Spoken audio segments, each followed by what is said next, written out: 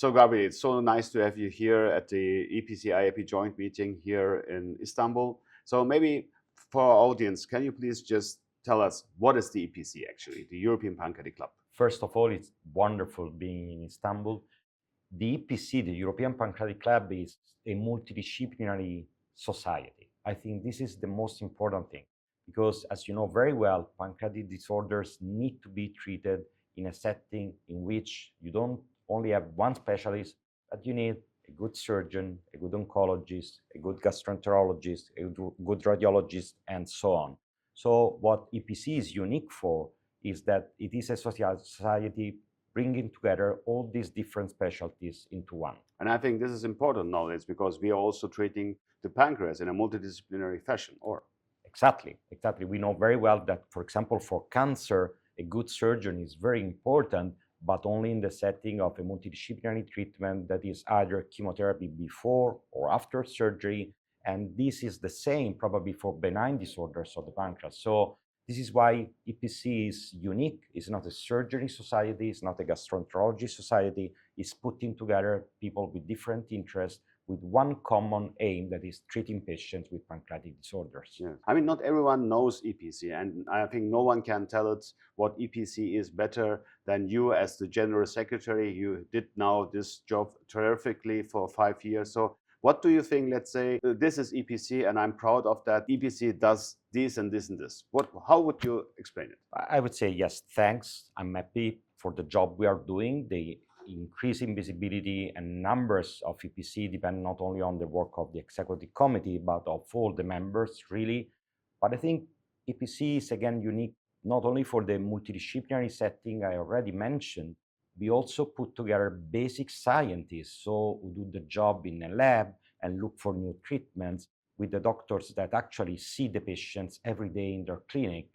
And yesterday, for example, here we had parallel sessions and it was incredible. Like, all rooms were packed with basic scientists on one hand and clinicians on the other one. And these people meet together only here. They talk to each other. And this is the way to go to treat these patients. But maybe I have a question for you then, because we are in Istanbul for the EPC meeting. And in my view, having this meeting in Istanbul was particularly important, and it was a game changer, maybe for the history of EPC. So what do you think about this? So we had 620 abstracts submitted, which was, I think, uppermost till now. And also, actually, I don't know the numbers of registrations today, but as of yesterday, we had 926 registrations, which is actually the highest number which was ever reached at a EPC meeting.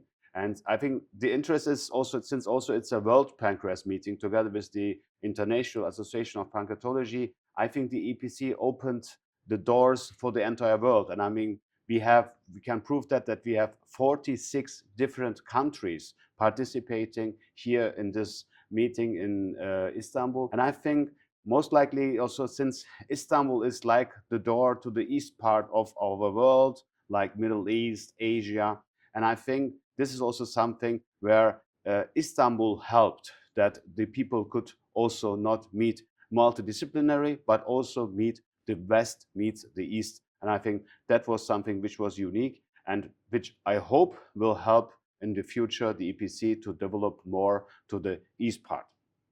I totally agree, and the history of Istanbul tells us that it is a bridge between different worlds. And I think for doctors, medicine, science, it's very important to keep our mind very open.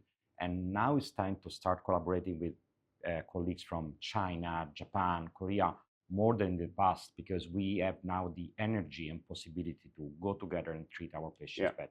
I think so. I think to get that synergy and the network is very important.